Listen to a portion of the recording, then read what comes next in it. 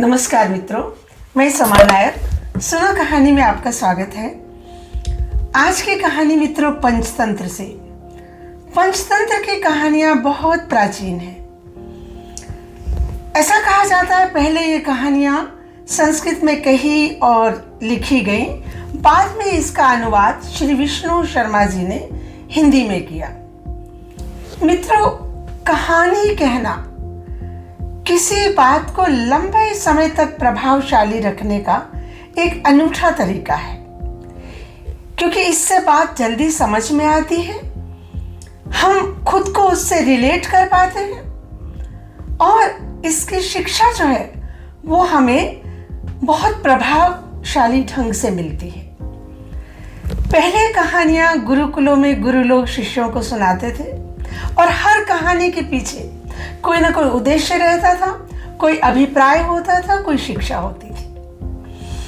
पंचतंत्र की कहानियां पहले पशु पक्षियों पर और फिर उसके माध्यम से मनुष्यों का उनके साथ जो रिश्ता है वो जोड़ करके इस तरह की कहानियां हमें समझाने की कोशिश की गई।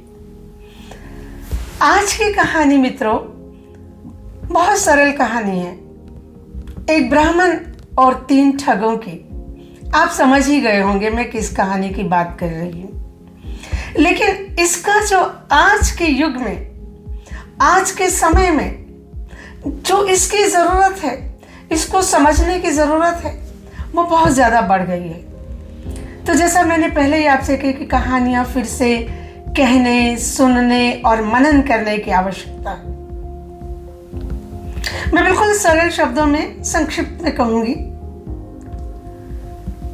कि एक ब्राह्मण थे जो एक गांव से पूजा करा के घर लौट रहे थे और उन्हें दक्षिणा में एक गाय मिली थी, गाय की बछिया।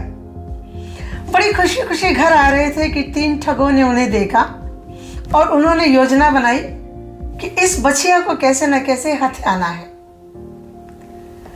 तो जैसे ही ब्राह्मण महाराज एक जगह से निकले तो तीनों ठग अपनी अपनी पोजीशन लेके अलग अलग जगह पर खड़े हो गए। पहले मोड़ से जब ब्राह्मण देवता जा रहे तो उन्होंने कहा, अरे अरे ब्राह्मण देवता, क्या हो गया? आजकल बछिया के बदले में आपको क्या गधे दान में मिलने लगे?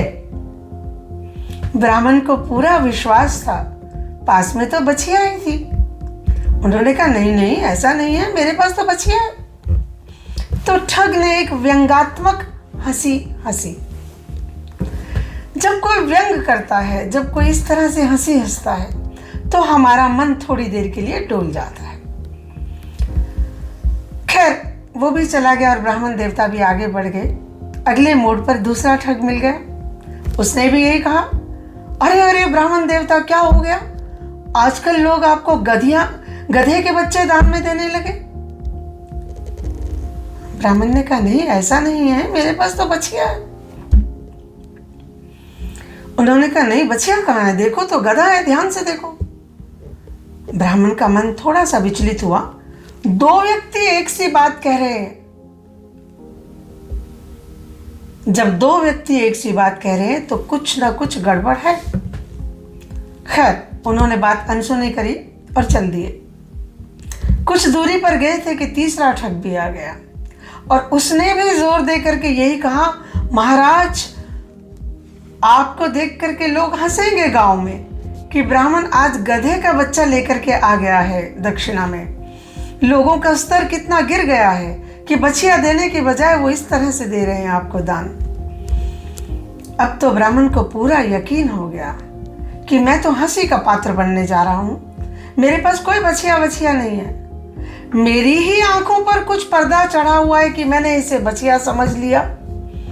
तो उन्होंने जैसे ही वो ठग वहां से गया, बछिया को वहीं छोड़ दिया। सोचा गांव में जाकर के उपहास का पात्र बनने से अच्छा है यहीं पर इसे छोड़ दिया जाए। और वो धीरे धीरे अपने गांव की तरफ निश्चिंत मन से चला गया कि चलो दक्षिणा ना सही, कम से कम उपहास तो नहीं मिलेगा, हंसी तो नहीं उड़ाई जाएगी। तो मित्रों, एक बहुत बड़ा संदेश छुपा है इस कहानी में कि जब कुछ व्यक्ति मिल करके एक असत्य को बार बार बोलते हैं, दोहराते हैं एक असत्य को, तो वो सत्य को विचलित कर देता है। कहीं ना कहीं हमें लगने लगता है कि हम ही गलत हैं। तो आज जरूरत है मित्रों, अपने सत्य पर टिके रहने की, अडिग रहने की। एक नहीं, दो नहीं, तीन नहीं, भले ही 100 व्यक्ति एक असत्य को बोले, अगर आपके मन में सत्य है तो आपको अपना सत्य टिका करके रखना है, अपने मन को लगा करके रखना है। किसी की ठगी में नहीं आना है, किसी की ठगी में नहीं आना है। ऐसा कभी नहीं सोचना है क्योंकि एक व्यक्ति भी यही बात बोल रहा है, दूसरा भी बोल रहा है, तीसरा भी बोल रहा है, चौथा भी बोल रहा है, तो शायद मैं ही गलत हूं, या शायद जो मैं सोच रहा हूं, जो मेरे पास है वो गलत है। ऐसा नहीं है मित्रों। कई बार हमें ठगने के लिए अनेक प्रकार की योजनाएं बन सकती हैं, अनेक प्रकार से हमारे मन को विचलित किया जा सकता है। तो इसी संदेश के साथ कि विचलित नहीं होना है, सत्य सत्य ही होता है। भले ही भीड़ बोले कि असत्य है, भले ही भीड़ बोले कि आप गलत हैं, अगर आप सही हैं तो आप टिके रहिए अपनी आस्था पर। नमस्कार।